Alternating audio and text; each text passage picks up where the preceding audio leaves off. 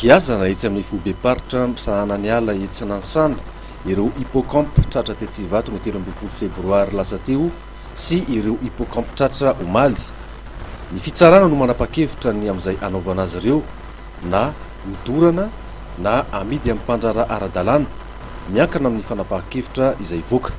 Ny produit saisie zany ny atao amin'ny forêt zany misy karazany roa.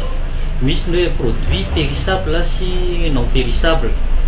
Ny produit non périssable zany dia reny hazo sy namandray zany atao saisie izy dia apetraka amin'ny toerana azo antoka zany dia rehefa avy moa atao vente par appel d'offre reny. Ho an'ny mikasika an'ilay kahana 2193 hippocampe indray zany efa biby efa maty reo zany fa saingy talohan'izay tsy maintsy hoe velona reo ny vonoana dia na mainina zany dia lasa ohatran'io.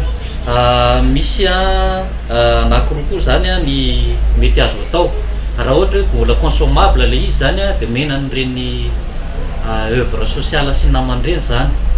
Fa raha ohatra izy zany tsy azo hohanina metsika eto zao sady biby voaro izy nefa voamainina zany dia raha ny tokony ho izy ny lalàna zany dia dorana reo zavatra reo zany. Ny antony tsotra nandorana anazy zany dia raha hoe averapetraka any amin'ny andro dia mbola mety isy mety hanana heritreritra indray zany hanondra anazy le mandeha rehefa dorana izy zany dia samy milamina ny sainy rehetrarehetra amin'izay zavatra izay ao anatin'ny lalàna mihitsy zay zavatra izay zany. Zay no azo atao amin'ny zavatra io zany. Fa ny zavatra misy amin'izao fotoana izao zany dia mbola miandry ny fanapahan-kevitry ny fitsarana amin'izay hoe aentana voageja zay zany. Dia fitsarana amin'izay no manome an'izay didy zay hoe dory amin'izay ary le izy fa vita ny fitsarana. Zay zany manaovana ny hippocampe reo zany.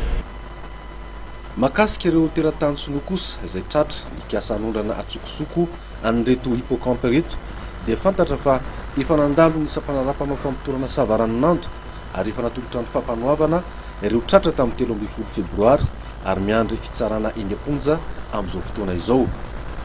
Ny procédure moa zany vita ny rehefa avy nataon'zareo tao amin'ny douane enquête zany ireo sinoa anankitelo ireo dia nalefa taty amin'ny mpanao fanadidinan'ny aty amin'ny Beniala zany dia natao ny fitondrana anazy teny amin'ny fampanoavana zany tamin'ny talata atoandro. Dia talata riva tokony tamin'ny 5 teo izy zany dia naterina eny amin'ny fonjana Tanimora zany mandra-piandry ny fotoam-pitsarana amin'ny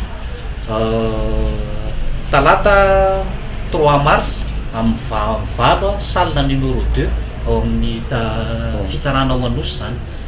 Hatramin'ny andohan'ny taona zany dia efa inefatra ny trafikana hippocampe tratra teto Madagasikara sy tany ampitan-dranomasina. Ny roa tany amin'ny seranam-piaramanidin'ny Rosy Paris tamin'ny volana janoary sy febroary lasa teo. Ireo kosa dia teto Madagasikara ny 13 febroary sy Omaly arivo. Saika aondrana ny Hong Kong avokoa moa ireto hippocampe fantatra fa biby arovana ao anatin'ny annexe 2 ny CITES ireto.